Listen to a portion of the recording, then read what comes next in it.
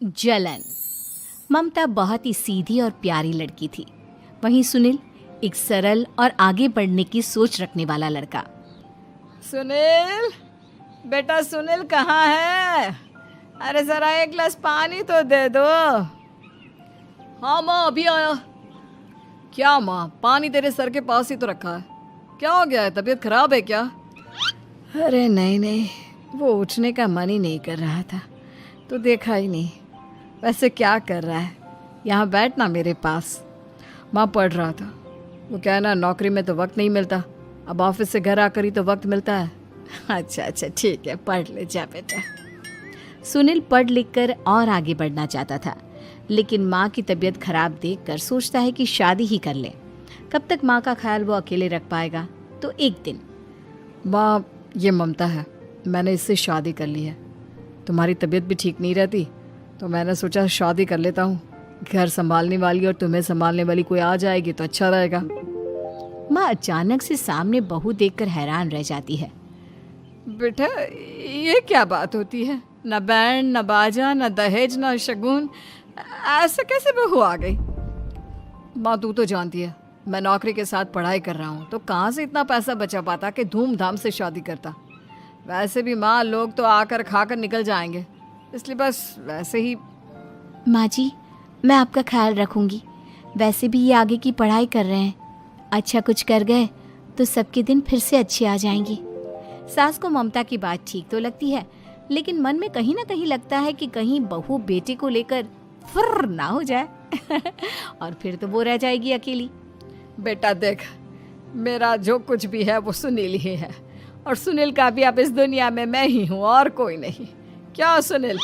बिल्कुल माँ, लेकिन आज से ममता भी मेरे जीवन का अहम हिस्सा है, जैसे तू है। सास को बड़ा बुरा लगता है कि उसकी सल्तनत में कोई और हिस्सेदार कैसे हो सकता है। कैसे कोई और उसके 30 साल के बेटे की जिंदगी में अचानक से आकर बराबर का हिस्सेदार बन सकता है। देख बहू, मैं भले थोड़ा बीमार रहती हूँ, लेकिन इसका मतलब यह नहीं कि घर की चीज़ों में मेरा कंट्रोल खत्म हो गया है। मैं आज भी इस घर की रानी हूँ, समझी? बेटा सोचता है कि ये माँ को अचानक से क्या हो गया। कल तक जो माँ कहती थी कि जिंदगी का कोई भरोसा नहीं, वो अचानक से जंग के मैदान की झांसी की रानी कैसे बन गई? माँ क्या हो गया है? सब ठीक है ना? अचानक कैसी बात कर रही हो? ममता का आज पहला दिन है, स्वागत करो उसका। आसपास की आंटियों को बुलाओ, नई दुल्हन की मुंह दिखाए करवाओ। खैर, सास होने का फर्ज निभाती है और बाद में एक सहेली के साथ बाहर निकल जाती है। क्यों नहीं बताया नहीं कि बेटे का ब्याह कर रही हो? वैसे तो सारा दिन हम ही में घुसी रहती हो। अरे मुझे भी तो अभी पता चला, यूं अचानक सर पर लेकर आ गया। कहता है बहू है माँ तुम्हारी, अब इसको भी इतना ही मैं प्यार करता हूँ जितना तुझे करता हूँ। लो जी, ये क्या बात हो गई? क्यों इतना प्यार करता है? अरे माँ का प्यार तो ज्यादा होता है। अब उसको तो कोई दूसरा पति मिल सकता है, लेकिन तुम ही बताओ, क्या माँ की ममता किसी और की हो सकती है? ना जी ना, बेटे को समझाओ ये बात। अरे क्या समझाऊं, मुझे तो खुद ही समझ में नहीं आ रहा कि क्या हो रहा है। जो बेटा कल तक माँ माँ करता था, अचानक से बीवी बीवी का राग आलाप रहा है। देखा, उसकी बीवी ना सुंदर और जवान है। सुंदरता के आगे तो एक से एक नहीं टिके, तो तेरा बेटा किस खेत की मूली है? सास को भी समझ में आ जाता है कि बहू की सुंदरता के आगे माँ का प्यार किसी काम का नहीं। उधर बीवी, ए जी, अम्मा जी सहेलियों को छोड़ने गई थी, अभी तक आई नहीं, हम देख आए क्या? अरे रहने दो ना, आ जाएंगी। कहाँ जाएगी, उनकी आदत है, एक बार जाती है तो पूरी पंचायत खत्म करके ही आती है। अच्छा ही है, खाना वाना खा कर गई होगी। छोड़ो ना, घूमेगी तो खाना पचेगा नहीं तो ऐसे ही खाट पकड़ लेगी। बहू भी शांत हो जाती है। उधर सास सोचती है कि आज थोड़ा देर से ही घर जाती हूँ, जब बेटा परेशान होकर ढूंढेगा तब मजा आएगा। बीवी को खुद ही पता चल जाएगा कि माँ के आगे उसकी दाल नहीं गलेगी। लेकिन वहीं दूसरी ओर घर पर, ए जी, माँ जी अभी भी नहीं आई, हमको तो घबराहट हो रही है कि क्या करें, जाकर पता करें किसी के घर। अच्छा, कहाँ जाओगी ये भी बता दो। पहला दिन है तुम्हारा इस घर में और एक ही दिन में मोहल्ला छानोगी क्या? हाँ, तो आप भी तो नहीं जा रहे हैं ना, हमको फिक्र हो रही है। अरे यार, ये रोज का है अम्मा का, खाओ और सो जाओ। बस फिर क्या था। बेटा बहू खाना खाते हैं और कमरे में सोने चले जाते हैं। उधर जब सास को कोई देखने नहीं आता तो वो हार कर घर आ जाती है, जहाँ वो देखती है कि सारे घर की लाइट्स बंद है। सास को गुस्सा आता है। बहू, ममता बहू कहाँ हो? लेकिन सारे दिन की थकी बहू को ऐसी नींद आती है जैसे किसी ने भांग की गोली खिला दी हो। वो तो नहीं उठती। उठकर आ जाता है बेटा। अरे क्या बात है अम्मा, काहे चिल्ला रही हो? अरे सो जाओ ना, सुबह की थकी है बहू, वो सो रही है। जोर से बोलोगी तो नींद खुल जाएगी उसकी। माँ को गुस्सा आ जाता है। फिलहाल तो सो जाती है, लेकिन मन ही मन ढेर सारा जहर बहू के लिए भरा होता है।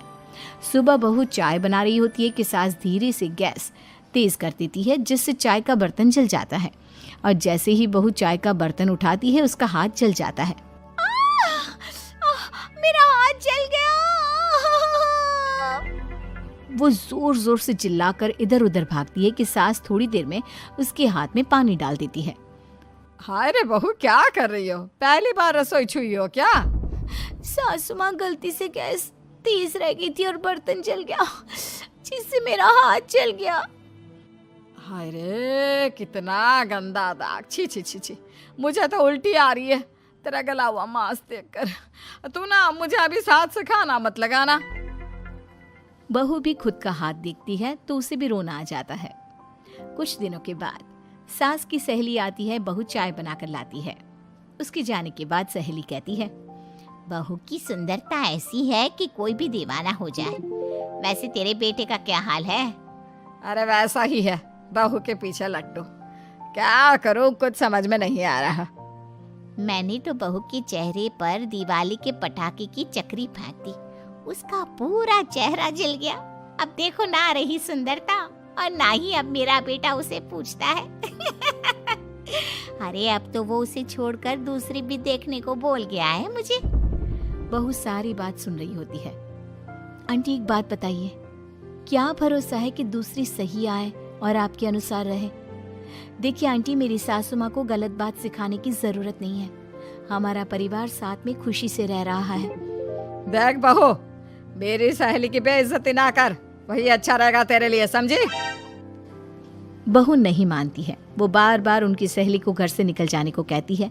तभी सास की सहेली पास के चूल्हे से लकड़ी लाकर बहू के चेहरे पर लगा देती है। बहू जोर जोर से रोने लगती है। अरे ये क्या कर दिया? मैंने कहाँ किया, ये तो तूने किया। तू ही नहीं चाहती थी कि बहू बेटे के साथ रहे, भला मैं क्यों करूंगी? मैं तो चली, निपटो अब। बहू रो रही होती है, दर्द से चिल्ला रही होती है, लेकिन सास उसे डॉक्टर के पास नहीं ले जाती। तभी पति आता है। क्या हो गया ममता? ये दाग कैसे लगा? तुम कैसे जली?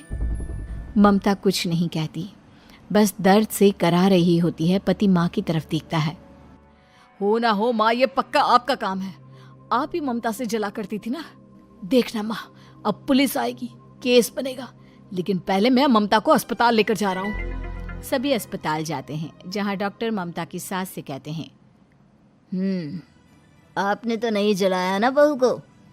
अब ममता की सास के तो पसीने छूट रहे होते हैं। वो घबरा कर कहती है, ना ना डॉक्टर साहब, कैसी बात करते हैं? हम क्या जलाएंगे अपनी बहू को? डॉक्टर ममता के पति से पूछते हैं। देखिए, क्योंकि ये ससुराल में जली है तो मामला पुलिस का बनता है, तो आप पहले पुलिस को बुलाइए, तभी इलाज पूरा होगा। सास डर जाती है कि अब तो बच्ची जिंदगी जेल में ही रहना होगा। रहने दीजिए ना, पुलिस को क्यों बुलाना? सारी हंसी खत्म हो जाएगी जब पुलिस के डंडे पड़ेंगे। बहू को जलाना भले ही बहुत आसान हो, लेकिन उसके बाद सारी जिंदगी जेल की हवा खाना। सास डर जाती है। पुलिस आती है। पास लेटी दर्द से करा रही ममता स्टेटमेंट देती है। तो क्या हुआ था? कैसे जली आप? ममता पास खड़ी सास को देखती है। बेटी बताओ, कैसे जल गई तुम? ओए, काका का किरण वाली शाहरुख, चुप, बिल्कुल चुप। सास चुप। सभी इंतजार करते हैं कि ममता क्या बोलेगी। जी मैं खाना बना रही थी, लकड़ी उड़कर मेरे ऊपर गिर गई और मैं जल गई। सास बहू की बात सुनकर रोने लगती है। देखा माँ, कितनी समझदार है ममता। ये चाहती तो, हाँ बेटा, ये चाहती तो मैं आज जेल में होती। मुझे माफ कर दे। मैं आगे से अभी कभी ऐसा नहीं करूंगी। बहू के साथ मिलकर रहूंगी। मुझे माफ कर दे।